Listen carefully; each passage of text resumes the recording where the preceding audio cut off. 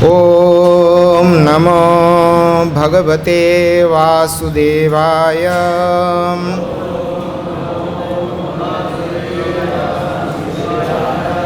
ओम नमो भगवते वासुदेवाय।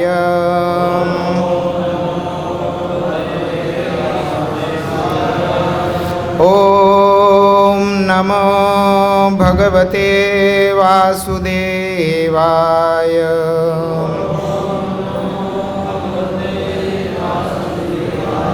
नारायणं नमस्कृत्य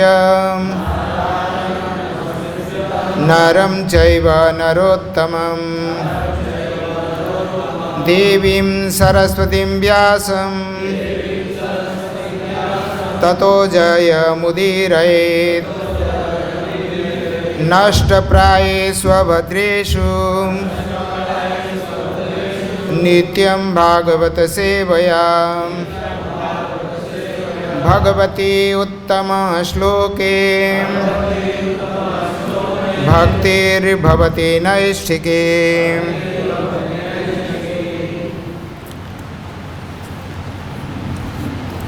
आज हम श्रीमद् भगवद गीता के द्वितीय अध्याय सांख्य योग व गीता का सार शीर्षक श्लोक संख्या 8 पाठ करेंगे। आप लोग कृपया दोहराएंगे। नहि प्रपश्यामि ममापनुद्यात् नहि प्रपश्यामि ममापनुद्यात् यच्छोकमुच्छोषणमिन्द्रियाणां यच्छोकमुच्छोषणमिन्द्रियाणाम् अवाप्य भूमा वसपत्नमृद्धम् अवाप्य भूमा वसपत्नमृद्धम् राज्यं सुराणामपि चाधिपत्यम् राज्यं सुराणामपि चाधिपत्यम्। शब्दार्थ न नहीं ही निश्चय ही प्रपश्यामि देखता हूँ मम मेरा अपनुद्यात दूर कर सकें यत जो शोकम शोक उच्छोषणम सुखाने वाला इंद्रियाणाम इंद्रियों का अवाप्यम प्राप्त करके भूमौ पृथ्वी पर असपत्नम शत्रुविहीन रिद्धम समृद्ध राज्यम राज्य सुराणाम देवताओं का अपि चाहे च भी आधिपत्यम सर्वोच्चता। अनुवाद एवं भावार्थ श्रील भक्तिवेदांत स्वामी प्रभुपाद के द्वारा अनुवाद। मुझे ऐसा कोई साधन नहीं दिखता जो मेरी इंद्रियों को सुखाने वाले इस शोक को दूर कर सकें। स्वर्ग पर देवताओं के आधिपत्य की तरह इस धन धान्य संपन्न सारी पृथ्वी पर निष्कंटक राज्य करके भी मैं इस शोक को दूर नहीं कर सकूँगा। आप लोग कृपया दोहराएंगे। मुझे ऐसा कोई साधन नहीं दिखता जो मेरी इंद्रियों को सुखाने वाले इस शोक को दूर कर सकें। स्वर्ग पर देवताओं के आधिपत्य की तरह इस धन धान्य संपन्न सारी पृथ्वी पर निष्कंटक राज्य प्राप्त कर सके करके भी मैं इस शोक को दूर नहीं कर सकूँगा। तात्पर्य यद्यपि अर्जुन धर्म तथा सदाचार के नियम पर आधारित अनेक तर्क प्रस्तुत करता है, किंतु ऐसा प्रतीत होता है कि वह अपने गुरु भगवान श्री कृष्ण की सहायता के बिना अपनी असली समस्या को हल नहीं कर पा रहा है। वह समझ गया था कि उसका तथाकथित ज्ञान उसके उन समस्याओं को दूर करने में व्यर्थ है जो उसके सारे अस्तित्व अर्थात शरीर को सुखाए दे रही थी। उसे इन उलझनों को भगवान कृष्ण जैसे आध्यात्मिक गुरु की सहायता के बिना हल कर पाना असंभव लग रहा था। शैक्षिक ज्ञान, विद्वता, उच्च पद, ये सब जीवन की समस्याओं का हल करने में व्यर्थ है। यदि कोई इससे सहायता कर सकता है तो वह है एकमात्र गुरु। अतः निष्कर्ष यह निकलता है कि गुरु जो 100% कृष्ण भावना भावित होता है वही एकमात्र प्रामाणिक गुरु है और वही जीवन की समस्याओं को हल कर सकता है। भगवान चैतन्य ने कहा है कि जो कृष्ण भावनामृत के विज्ञान में दक्ष हो, कृष्ण तत्ववेता हो, चाहे वो किसी जाति का हो, वही वास्तविक गुरु है। किवा विप्र किवा न्यासी शूद्र के नय, जय कृष्ण तत्ववेता से ही गुरु है। कोई व्यक्ति चाहे वह विप्र वैदिक ज्ञान में दक्ष हो, निम्न जाति में जन्मा शूद्र हो, या कि सन्यासी यदि वह कृष्ण के विज्ञान में दक्ष कृष्ण तत्ववेता है तो वह यथार्थ प्रामाणिक गुरु है। चैतन्य चरितामृत मध्य लीला में अतः ये कहा गया है, अतः श्री कृष्ण तत्ववेता हुए बिना कोई भी प्रामाणिक गुरु नहीं हो सकता। वैदिक साहित्य में भी कहा गया है, षट्कर्म निपुणो विप्र मंत्र तंत्र विशारदः अवैष्णव गुरुर्न स्यात् वैष्णवः सुपचो गुरुः। विद्वान ब्राह्मण भले ही वह संपूर्ण वैदिक ज्ञान में पारंगत क्यों ना हो, यदि वैष्णव नहीं है या कृष्ण भावनामृत में दक्ष नहीं है तो गुरु बनने का पात्र नहीं है। किंतु शूद्र यदि वह वैष्णव या कृष्ण भक्त है तो गुरु बन सकता है। ये पद्म पुराण में कहा गया है। संसार की समस्याओं जन्म, जरा, व्याधि तथा मृत्यु की निवृत्ति धन संचय तथा आर्थिक विकास से संभव नहीं है। विश्व के विभिन्न भागों में ऐसे राज्य हैं जो जीवन की सारी सुविधाओं से तथा संपत्ति एवं आर्थिक विकास से पूरित है, किंतु फिर भी उनके सांसारिक जीवन की समस्याएं ज्यों ही त्यों बनी हुई हैं। वे विभिन्न साधनों से शांति खोजते हैं, किंतु वास्तविक सुख उन्हें तभी मिल पाता है जब वे कृष्ण भावनामृत से युक्त कृष्ण के प्रामाणिक प्रतिनिधि के माध्यम से कृष्ण अथवा कृष्ण तत्व पूरक भगवत गीता तथा श्रीमद् भागवत के परामर्श को ग्रहण करते हैं।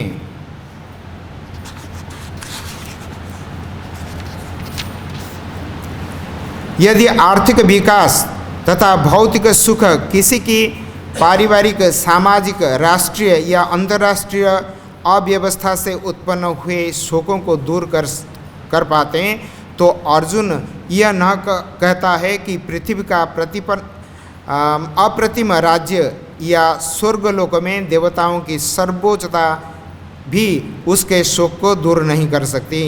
इसलिए उसने कृष्ण भावनामृत का ही आश्रय ग्रहण किया और यही शांति तथा समरसता का उचित मार्ग है।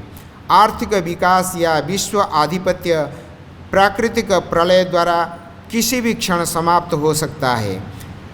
यहाँ तक कि चंद्रलोक जैसे उच्च लोकों को यात्रा भी जिसके लिए मनुष्य प्रयत्नशील है, एक झटक में समाप्त हो सकती है। भगवत गीता इसकी पुष्टि करती है। क्षीणे पुण्य मर्त्यलोकम विशन्ति। जब पुण्य कर्मों के फल समाप्त हो जाते हैं तो मनुष्य सुख के शिखर से जीवन की निम्नतम स्तर पर गिर जाता है। इस तरह से विश्व के अनेक राजनीतिज्ञों का पतन हुआ है। ऐसा अधपतन शोक का कारण बनता है। अतः यदि हम सदा के लिए शोक का निवारण चाहते हैं तो हमें कृष्ण की शरण ग्रहण करनी होगी, जिस तरह अर्जुन ने की। अर्जुन ने कृष्ण से प्रार्थना की कि वे उसकी समस्या का निश्चित समाधान कर दें, और यही कृष्ण भावनामृत की विधि है।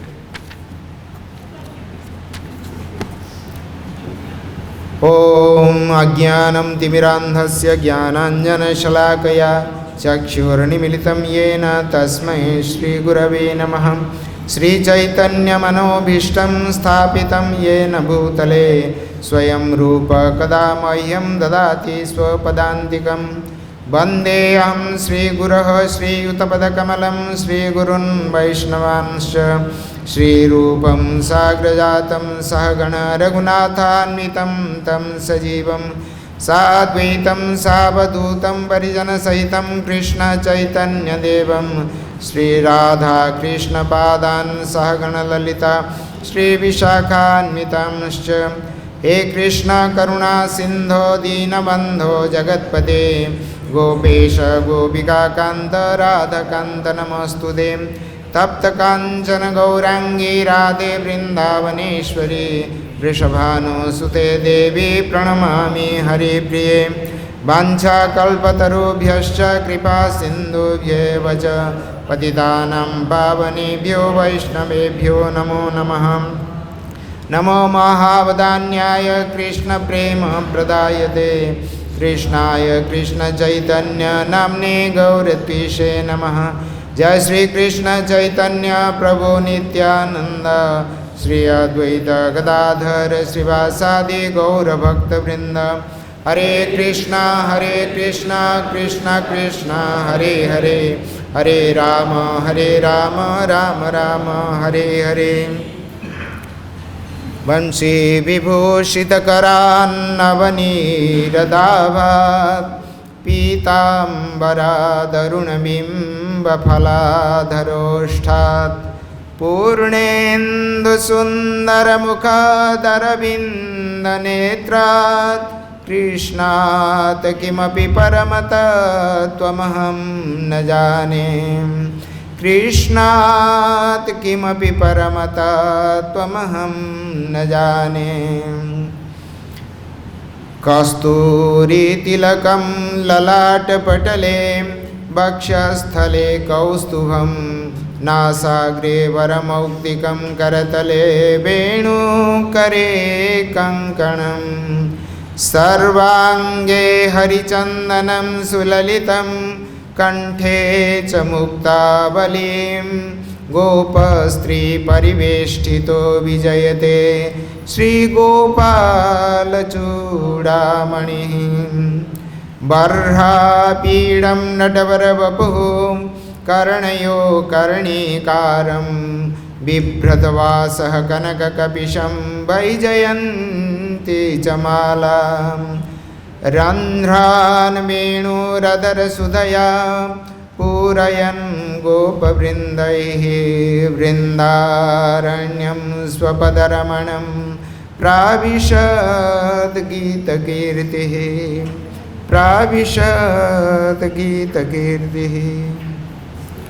मुखं करोति वाचालं पङ्गुं लङ्घयते गिरिं यत्कृपातमहं वन्दे परमानन्दमाधवम्।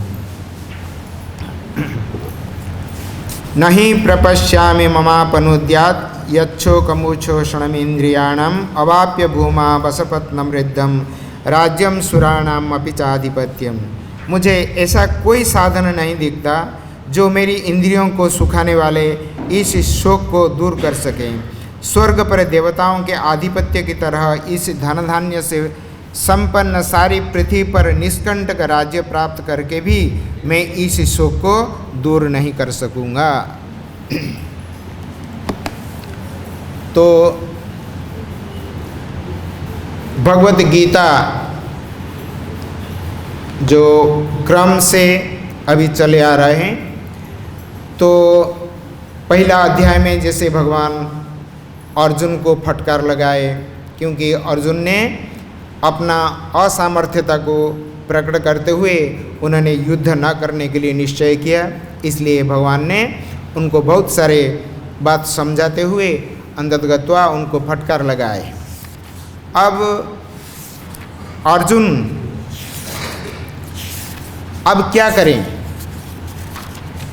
अब उनको कुछ समझ में नहीं आ रहा है कि क्या करें।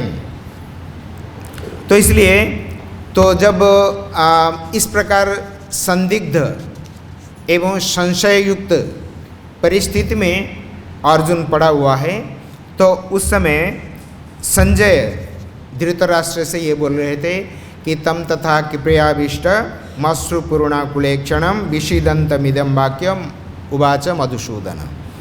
तो इस प्रकार जो अर्जुन का शोक संदिग्ध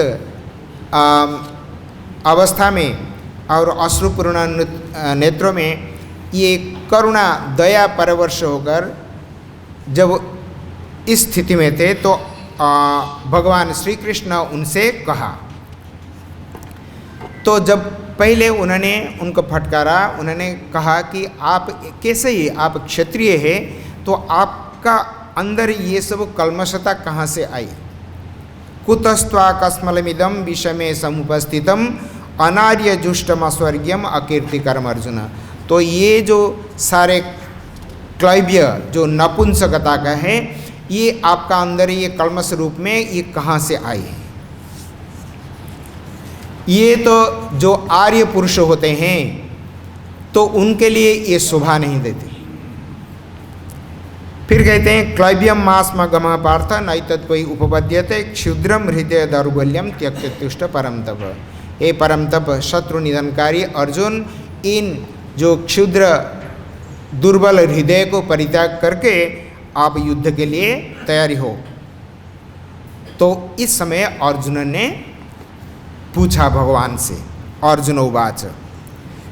तो उनका मन में वही संशय अभी भी भरा है, अज्ञानता के कारण वही संशय भरा है।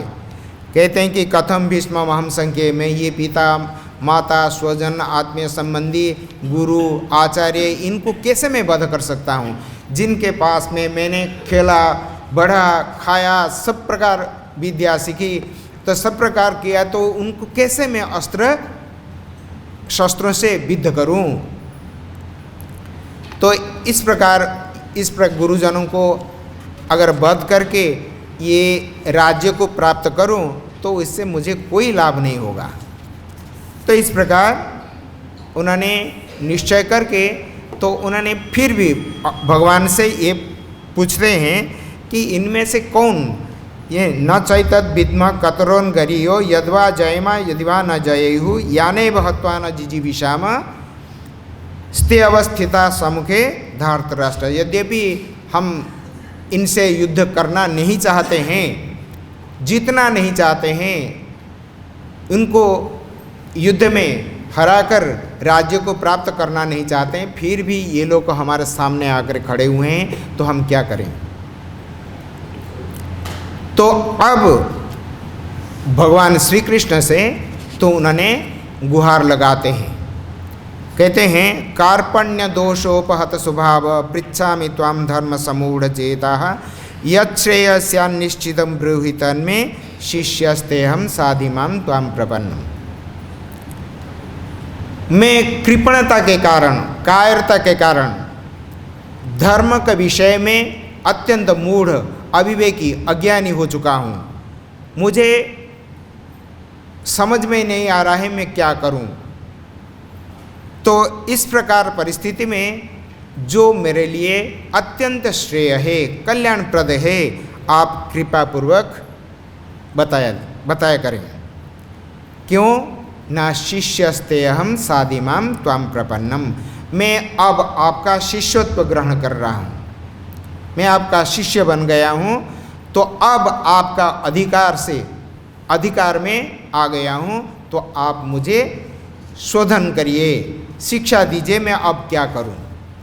तो इस प्रकार जब उन्होंने कहा, क्योंकि जब अर्जुन इस प्रकार एक कार्पण्य दोषोपहत स्वभाव धर्म समूढ़ चेता, धर्म विषय में मेरी बुद्धि कुंठित हो गई है, क्या करूं, क्या धर्म क्या अधर्म, उसका विवेचन मैंने नहीं कर पाया। तो उसका जवाब में ये 8वां श्लोक जो आज का श्लोक है उसका अवतरणिका में तो स्वयं भगवान उनसे कहते हैं, ननु स्वयमेव त्वं श्रेय विचारे श्रुत संपन्नासि किम परशिष्य शिष्यत्वेन इत्यतः।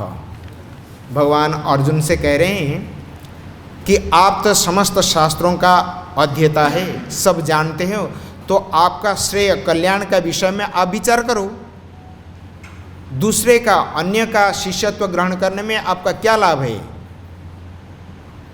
तो उसका उत्तर में भगवान का ये जब प्रश्न अर्जुन से कहा तो उसका जवाब में तो आज का श्लोक कह रहे हैं कि नहीं प्रपश्यामि ममापनुद्यात् यच्छोकमुच्छोषणमिन्द्रियाणाम् अवाप्य भूमा वसपत्नं रिद्धम राज्यम सुराणाम अपि चाधिपत्यम ही।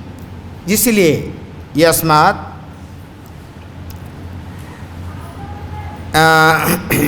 भूमौ असपत्न भूमौ, ये पृथ्वी में निष्कंटक, सपत्न मतलब जानते हैं, ये सब दुर्योधन आदि उनका सपत्न है, और ये निष्कंटक का अर्थ होता है ये समस्त कौरव को अगर मैं युद्ध में हरा कर उनको मार कर ये राज्य को प्राप्त कर लूँ तो उससे मुझे क्या लाभ होगा। ये कहते हैं यस्मात्, जिसलिए ही भूमौ असपत्न रिद्धम समृद्धम, ये जो धन्य धान्य एवं शस्य से भरपूर ये पृथ्वी को और पृथ्वी को और राज्यम और सुराणाम राज्यम, तो देवताओं के जो आधिपत्य है स्वर्ग को मुझे प्राप्त हो जाए तो उससे मुझे क्या लाभ होगा, क्योंकि इन वस्तुओं को प्राप्त होने पर भी मेरे जो इंद्रियों को संताप देने वाला जो शोक को ये दूर करने में असमर्थ है, ये सब व्यर्थ है। तो इसलिए मैं नहीं प्रपश्यामि, मैं नहीं देखता हूँ कि इन चीज़ों को प्राप्त करने पर भी, धन्य धान्य से संपन्न पृथ्वी को प्राप्त होने पर भी, और देवताओं का आधिपत्य को और राज्य असपत्न मृदम अर्थात निष्कंटक राज्य को प्राप्त होने पर भी ये शोक से ये मुझे पार कर देंगे, इस प्रकार संभावना मुझे नहीं दिखाई पड़ती। तो इसलिए उन्होंने कहा नहीं प्रपश्यामि ममापनुद्यात्। तो यहाँ पर अर्जुन ये ज्ञापन देते हैं कि यहाँ तक मर्त्य से लेकर ब्रह्मलोक तक प्राप्त होने पर भी किसी भी व्यक्ति का शोक को दूर करने में कोई समर्थ नहीं होता है, अर्थात यही ज्ञापन है। तो जो तो उसमें भगवान कहते हैं कि अत्र अर्जुन विषाद व्याजेन भगवत विद्याधिकारी विशेषण भैक्षचर्यम इहामुत्र फल भोग विराग, अर्थात अर्जुन का ये सूचना है देश के प्रति, समस्त मानव समाज के प्रति, कि कोई भी व्यक्ति अगर दुख में है तो वो दुख दूर करने के लिए धन धान्य से संपन्न ये पृथ्वी और निष्कंटक राज्य और यहाँ तक कि स्वर्ग का इंद्र पद व स्वर्ग जो आधिपत्य है, ऐश्वर्य है, ये दूर नहीं कर सकते। तो तो फिर क्या हो, कैसे ये दूर हो सकता है ये शोक, ये दुख कैसे, आत्यंतिक दुख का निवृत्ति कैसे हो सकती है। तो उसके लिए उन्होंने कहते हैं कि भिक्षाचरण, इससे वो भिक्षाटन करने के लिए वो कह रहे हैं भिक्षाचरण के द्वारा। और इहा मूत्र फल भोग विराग, यह अस्मिन लोके पृथ्वी लोक में और अमूत्र स्वर्ग लोक में जो हमारे आसक्तियां हैं, जो मुझे स्वर्ग प्राप्त हो। क्योंकि बहुत लोग कहते हैं कि स्वर्ग काम यजेत, तो स्वर्ग प्राप्त करना हो तो याग करो। तो उनका मन में, क्योंकि वेद में इसी प्रकार वर्णन आया, गीता में भी भगवान कहते हैं स्वर्ग का वर्णन करते हुए ये कहते हैं कि या इमाम पुष्पितां वाचम प्रवदन्ति अविपश्चिताः वेदवाद रता पार्थ नान्यदस्तिवादिनः। तो इस प्रकार स्वर्ग का वर्णन करते हुए जब उन्होंने कर्मकांड का विधान करते हैं, तो व्यक्ति जो सकाम कर्मी होते हैं तो उसके प्रति आसक्त होकर कर्मकांड में रुचि रखते हुए ये यज्ञानुष्ठान पूर्वक स्वर्ग तक पहुंच जाते हैं। पर वो स्वर्ग सुख, ये स्वर्ग पद प्राप्त, ये चिरस्थायी नहीं है। क्योंकि इसका भी प्रमाण है कर्मानुष्ठान के द्वारा, जैसे यह लोक इस पृथ्वी पर हम जो भी प्राप्त होता है ये जैसे नाशवान है, उसी प्रकार यज्ञानुष्ठान और शुभ व पुण्य अर्जित फल से प्राप्त स्वर्गलोक भी ये भी नाशवान है। क्योंकि स्वयं गीता जी कहते हैं क्षीणे पुण्य मर्त्य लोकम विशन्ति। जब पुण्य क्षीण हो जाता है फिर मनुष्य फिर इस प्रकार ये धरती पर आ जाता है, और जो सुख वहाँ पर भोगता था तो अब यहाँ पर उनको बहुत ग्लानि देती है। इस प्रकार ये सब स्वर्ग सुख भी उनका शोक को दूर करने में असमर्थ है। एक बार नारद जी इस प्रकार दुखित होकर उनके बड़े भाई जो सनत कुमार, जो ब्रह्मा जी का प्रथम मानस पुत्र है, चतुर कुमार उनमें से जो सनत कुमार है, तो उनसे मिले। तो उन्होंने देखकर, नारद जी को देखकर सनत कुमार ने पूछा, आप इतना खिन्न क्यों है, विषन्न बदन क्यों है, आप दुखी जैसे प्रतीत होते हैं, क्या कारण है। तो उन्होंने कहा कि मैंने पढ़ा है तरति शोकम आत्मवित्, जो आत्मा को जानता है ये शोक से पार हो जाता है।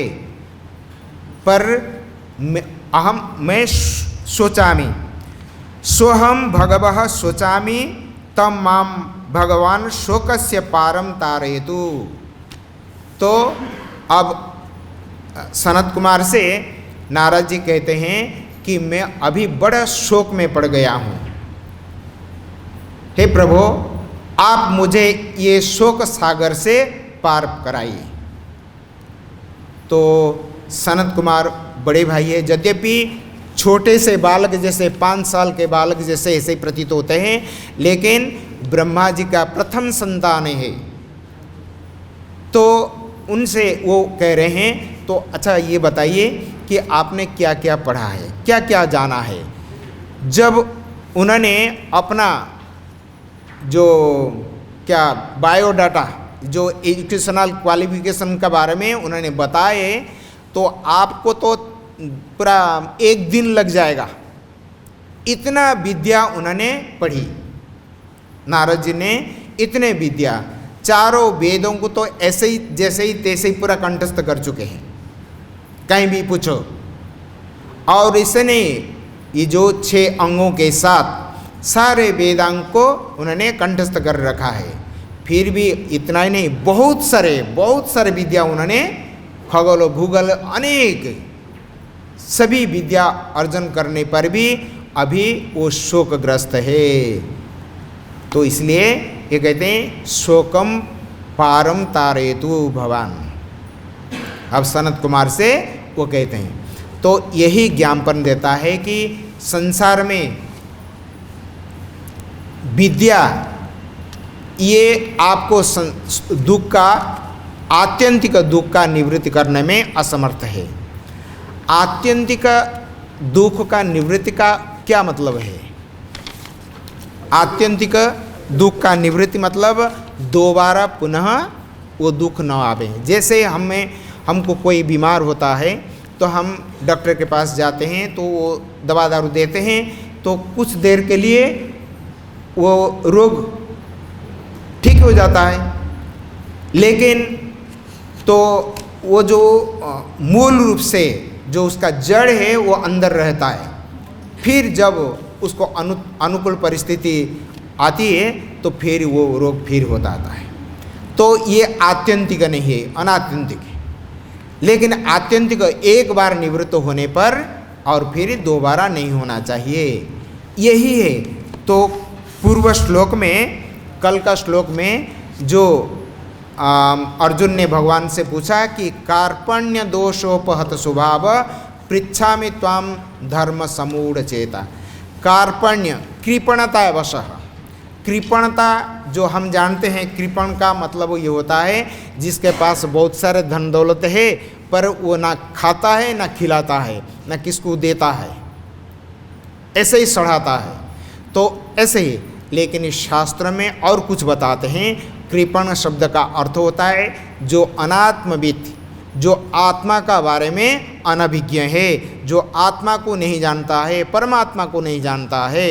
तो इसलिए अर्जुन ने कहता है कि धर्म समूढ़ चेता, धर्म विषय में मैं अत्यंत मूढ़ हूँ।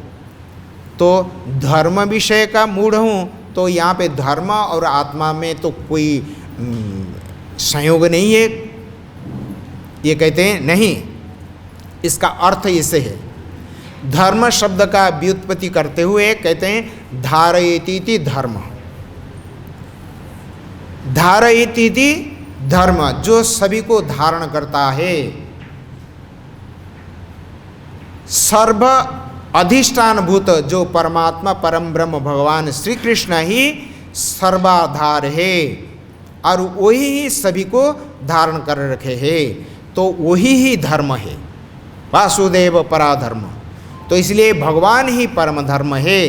तो उन भगवत विषय, वो तो श्री कृष्ण को अभी वो भगवान नहीं मानते हैं, तो अब वो तो सखा मित्र बंधु ऐसे ही वो मानते हैं। तो इसलिए शास्त्रकारों ने वो बताते हैं कि धर्म शब्द का अर्थ यहाँ पे, जैसे वेदांत सूत्र में, ब्रह्म सूत्र में कहा गया कि अथातो ब्रह्म जिज्ञासा, वो ब्रह्म विषय का मैं मूढ़ हूँ, अज्ञानी हूँ, मुझे मालूम नहीं है। तो वास्तव में जब तक हम ब्रह्म विषय का खोज न करें, आत्म साक्षात्कार न करें, भगवत साक्षात्कार न हो, तब तक हम शोक से पार नहीं जा सकते। तरति शोकम आत्मवित्, ये नारद का कथन है। जो शोक सागर, जो आत्मवीति है वही शोक सागर को पार हो सकता है, अन्य कोई नहीं है। इसलिए अर्जुन ने, जब भगवान ने पूछा कि आप तो सारे शास्त्रों का अध्येता है, सारे शास्त्र अध्ययन कर चुके हैं, तो आप अपना कल्याण श्रेय का बारे में आप खोज करो। तो उन्होंने इस प्रकार जवाब में कहा कि नहीं प्रपश्यामि ममापनुद्यात्। वास्तव में भगवत विज्ञान का अधिकारी होता है साधन चतुष्टय संपन्न व्यक्ति ही तो भगवत विद्या का अधिकारी होता है। साधन चतुष्टय संपन्न व्यक्ति, ये साधन चतुष्टय क्या है? ये शास्त्र में कहा गया है कि साधन चतुष्टय का अर्थ होता है नित्यानित्य वस्तु विवेक। नित्य अनित्य वस्तु में जो प्रभेद हो, वो प्रभेद को जानना है। नित्य वस्तु क्या है, अनित्य वस्तु क्या है। आत्मा नित्य है, भगवान नित्य है, उनसे अतिरिक्त संसार में जो है सारे अनित्य है। उनका विवेक अवश्य होना चाहिए। इहा मूत्र फल भोग विराग, यह अस्मिन लोके, इस संसार में जो भी सुख है, भोग है, एवं अमुष्य स्वर्गलोक, उसका जो भोग है उसमें मिथ्यात्व बुद्धि, ये सब मिथ्या है। इस प्रकार जो बुद्धि है ये इहामुत्र फल जब मिथ्या हो जाएगा, मिथ्या वस्तु में किसका प्रवृत्ति होगी? किसी के नहीं है। तो इसलिए ये कहते हैं उससे वैराग्य हो जाता है। इहामुत्र फल भोग विराग। समाधि षट्क संपत्ति, सम दम उपरति तितिक्षा श्रद्धा एवं समाधान, ये 6 संपत्ति है। जो संसार से वैराग्य लेना चाहते हैं, जो संन्यास लेना चाहते हैं, भगवत धाम जाना चाहते हैं, तो ये साधन चतुष्टय संपन्न व्यक्ति ही इसका अधिकारी होता है। और ये जो कहा गया कि साधन, ये 6 संपत्ति है। सम क्या है? सम का अर्थ होता है अपना लक्ष्य में, जो हमारा लक्ष्य है भगवत धाम, भगवत प्रेम, उसी में ही लक्ष्य को, इंद्रियों को निवेश करना है। आओ जितने संसार में जितने भी वस्तु हैं सबसे आंख बंद कर देना, इंद्रियों को मोड़ लेना, ये है सम। और विषय से परावर्त्य, विषय से मन को विमुख हो जाना, यह है दम, समदम। तितिक्षा, हम देखते हैं संसार में विभिन्न प्रकार समस्याएं आती रहती हैं, तो समस्या में उलझकर व्यक्ति बहुत अधीर हो जाता है, विलाप करता है, रोता है,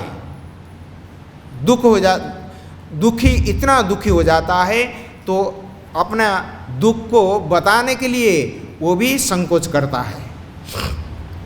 लेकिन ये कहते हैं सर्व दुखानाम अप्रतिकार पूर्वकम सहनम तितिक्षा, समस्त प्रकार दुख, सारे जितने भी दुख है, सारे दुख को हम 3 कोटि, मुख्यतया हमें 3 कोटि में लेते हैं, तो आध्यात्मिक, आधिभौतिक, आधिदैविक। तो उन दुखों से प्रतिकार पूर्वक, उनका प्रतिकार नहीं करना। अगर किसने मुझे मारा तो मच्छर काटा तो जैसे हम उसको भी ख़त्म कर देते हैं, तो ऐसे ही नहीं, अप्रतिकार पूर्वक उनको सहन करना, वो तितिक्षा है। वही व्यक्ति वो भगवत विद्या का अधिकारी होता है, वही भगवत प्रेम को प्राप्त हो सकता है। और तितिक्षा श्रद्धा, ये कहते हैं शास्त्रस्य गुरुवाक्यस्य सत्य बुद्धि अवधारणम श्रद्धा। शास्त्र एवं गुरु वाक्य में अटूट विश्वास ही श्रद्धा। ये श्रद्धावान पुरुष ही वो ब्रह्म विद्या का व भगवत विद्या का अधिकारी होता है। और अंत में ये कहते हैं समाधान, हमेशा बुद्धि को अपना लक्ष्य में ही लगाए रहना। कृष्ण ही हमारे लक्ष्य है, उनको ही संतुष्ट करना एकमात्र लक्ष्य है।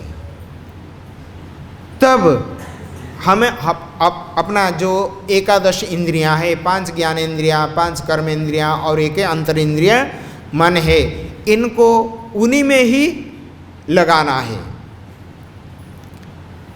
तो सारे इंद्रियों का जो भी चेष्टा है भगवान के प्रसन्नता के लिए होनी चाहिए, तब उनका समाधान हो सकता है। इसलिए शरणागति में ये कहते हैं, तो अंतिम जो है तो कृष्ण, समस्त इंद्रियों से कृष्ण को तुष्ट करना ही मनुष्य का परम कर्तव्य है। तो इसलिए ये जो साधन चतुष्टय संपन्न व्यक्ति ही ये ब्रह्म विद्या व भगवत विद्या का अधिकारी होता है। और वही अधिकारी, तो अभी हम नित्यानित्य वस्तु विवेक, यह मूत्र फल विराग और समाधि षट्क, ये जो 6 संपत्ति है, ये पुरुष का जो पुरुषार्थ भगवत प्रेम प्राप्त करना चाहते हैं, ये संपत्तियां 6 संपत्तियां हैं उसके लिए है। और उसके साथ नित्यानित्य वस्तु विवेक, यह मूत्र फल भोग विराग, और संसार से मुमुक्षु। मोक्ष इच्छा, संसार से पार जाने के लिए इच्छा होनी चाहिए, नहीं तो जा नहीं सकते। इसीलिए शास्त्र में कहा गया, मुंडक उपनिषद में ये मंत्र आती है, तो कहते हैं परीक्ष लोकान कर्मचितान ब्राह्मण निर्वेदम आयाति नास्ति अकृत कृतेन तद विज्ञानार्थम स गुरुम एवाभिगच्छेत समित पाणी श्रोत्रियम ब्रह्मनिष्ठम। ये वेद का मंत्र है, उपनिषदों मुंडक उपनिषद का ये मंत्र है। परीक्ष लोकान कर्मचितान, जो भी कर्मानुष्ठान के द्वारा उत्पन्न जो भी भोग है, ये सब अनित्य है। क्योंकि जो उत्पन्न यत यत कृतकम तत् तत् अनित्यम, जो जो उत्पन्न होते हैं वो नाशवान है। इसीलिए जो नित्य का, ये कहते हैं कि त्रिकाल अबाधितत्वम नित्यत्वम, तीनों काल में जिसका बाध नहीं होता है वही नित्य है। आत्मा एवं परमात्मा भगवान श्री कृष्ण ही नित्य है, और जितने भी संसार में है ये सब अनित्य है। तो इसलिए उन्होंने कहते हैं कर्म से उत्पन्न, कर्मानुष्ठान से उत्पन्न होने वाला जो भी भोग है ये सब अनित्य है। परीक्ष लोकान, इस प्रकार लोक को, ये संसार को परीक्षा करता हुआ, अनुभव करता हुआ, स्वयं निरीक्षण करता हुआ, तो इस संसार से वैराग्य लेना। कर्मचितान ब्राह्मण निर्वेदम आयाति, निर्वेद मतलब वैराग्य। जब ये सब नाशवान है तो इनके लिए प्रयत्न क्या करना है? नाशवान वस्तु को आज है तो कल नहीं है, तो कर्म आपका समाप्त हो गया, तुरंत आपको धक्का मार के वहाँ से स्वर्ग से निकाल देंगे। तो इस प्रकार स्वर्ग के क्या मतलब है? तो इसलिए कहते हैं, तो परीक्ष लोकान कर्मचितान ब्राह्मण निर्वेदम आयाति नास्ति अकृत कृतेन, जो अकृत है, जो कर्मानुष्ठान उत्पन्न नहीं है, नित्य वस्तु है, नित्य वस्तु का अभाव नहीं होता है, तो इसलिए उस नित्य वस्तु का प्राप्त व खोज करने में व्यक्ति निकल पड़ता है। तो क्या, कैसे क्या करेंगे, कहाँ जाएंगे वो नित्य वस्तु को प्राप्त करने में? तो कहते हैं समेत पाणी श्रोत्रियम ब्रह्मनिष्ठम तद विज्ञानार्थम स गुरुम एवाभिगच्छेत। तो उस विज्ञान को जानने के लिए एक श्रोत्रिय ब्रह्मनिष्ठ गुरु के पास जाना है। तो जाकर कैसे जाएंगे? ऐसे जाकर हमें शिक्षा दे दीजिए, ब्रह्म विद्या हमको पढ़ा दीजिए, हमको भगवत विद्या पढ़ा दीजिए, मैं आया हूँ आपके पास। ऐसे नहीं, जैसे गीता में भगवान कहते हैं तद्विद्धि प्रणिपातेन परिप्रश्नेन सेवया उपदेक्षन्ति ज्ञानम ज्ञानिनः तत्वदर्शिनः। तो परिप्रश्न ऐसे ही किया जा सकता है, कैसे? न उनके सेवा करके, परिप्रश्नेन सेवया, सेवा से संतुष्ट होकर वो गुरु आपका अंदर वो दिव्य ज्ञान को, दिव्य ज्ञान हृदय प्रकाशित वो प्रकटित हो जाता है। इसलिए तद विज्ञानार्थम स गुरुम एवाभिगच्छेत। समित पाणी, उपहार हाथ में लेकर गुरु के पास जाना। किस प्रकार गुरु? ना श्रोत्रिय, श्रोत्रिय शब्द का अर्थ होता है जो वेद को अध्ययन किया है और उसका तात्पर्य को धारण किया हुआ है। तो उस प्रकार व्यक्ति गुरु पदवाच्य आचार्य, उन आचार्यों के पास समित पाणी लेकर जाकर फिर उनसे ये जिज्ञासा करनी है ना। तो जब जाते हैं तो इस प्रकार तस्मै स विद्वान उपसन्नाय सम्यक प्रशांत चिताय समन्विताय। जब इस प्रकार शिष्य सम्यक प्रकार से अंतःकरण को दमन किया हुआ, सारे इंद्रियों को निग्रह करते हुए जाकर गुरु के पास पहुंचता है। तस्मै स विद्वान उपसन्नाय, उनके समीप जाकर जब खड़े होते हैं, तस्मै स विद्वान प्रवाच, तस्मै येनाक्षरम परमं वेद सत्यम प्रवाच तम तत्वत ब्रह्म विद्याम। इस प्रकार वो भगवत विद्या को उस व्यक्ति को उन्होंने देते हैं। कैसे? ये कहते हैं ये न अक्षरम पुरुषम वेद, जिस अक्षर पुरुष के, क्योंकि हम पुरुषोत्तम योग हम पढ़े हैं, तो भगवान श्री कृष्ण को अक्षर शब्द से न क्षरतीति अक्षर, जिसका कभी क्षय नहीं होता है। भगवान श्री कृष्ण का एक नाम है अच्युत, न च्यवतेति अच्युत, कभी अपना स्वभाव से कभी नीचे की ओर वो गिरते नहीं, हमेशा एक रस में रहते हैं, एक ही स्थिति में रहते हैं। आप देखते हैं जब राजसूय यज्ञ हुआ था, कहाँ पर? युधिष्ठिर महाराज ने हस्तिनापुर में राजसूय यज्ञ किए थे, तो उस यज्ञ में सभी को तो बड़े बड़े सब सेवा दी गई, भगवान श्री कृष्ण बच गए। भगवान बोले कि मुझे तो कुछ दीजिए, तो उन्होंने कहा कि आपके लिए प्रभु क्या सेवा है ना, एक सेवा बाकी है। जो सब अतिथि आ रहे हैं ना, ब्राह्मण वैष्णव जो भी बड़े बड़े विद्वान सब आ रहे हैं, राष्ट्रीय यज्ञ में क्षत्रिय हैं, मैं उनका आतिथ्य करूँगा, उनका पैर पाद प्रक्षालन करूँगा, और वो खाने के बाद उनका जो जूठन में पतल को मैं उठाऊँगा। और किया भी है उन्होंने ऐसे कर्म किया। फिर भी जब राजसूय यज्ञ समाप्त हो गया, तो फिर विचार चला कि अग्र पूजा किसकी होगी, किसकी होगी? सर्वसम्मत में, अनानिमसली सर्वसम्मत में पारित हो गया उभय पक्ष में कि वासुदेव श्री कृष्ण ही अग्राधिकार पूजा के। अगर ऐसे ही नीच कर्म करते हुए उनको गिर जाना चाहिए, तो फिर ये अग्राधिकार कैसे है उनका? इसलिए उनका नाम अच्युत है। स्वभाव से हमेशा एक रस में बना रहते हैं, वो मैं परम ब्रह्म हूँ, ये भाव उनमें है।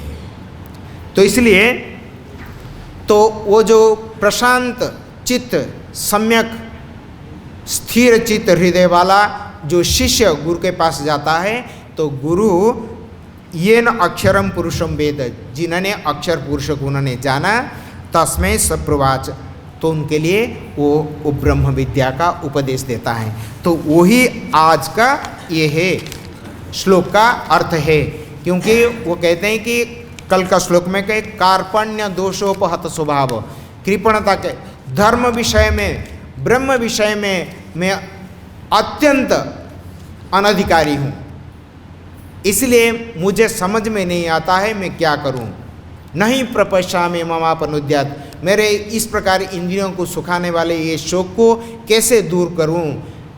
तो मुझे ये पता है कि ये सब धन्य धान्य से संपन्न पृथ्वी, ये निष्कंटक राज्य और देवेश्वर्य जो देवताओं का आधिपत्य, ये भी प्राप्त हो जाए, ये मेरे शोक को, इंद्रियों को सुखाने वाले शोक को दूर नहीं कर सकते।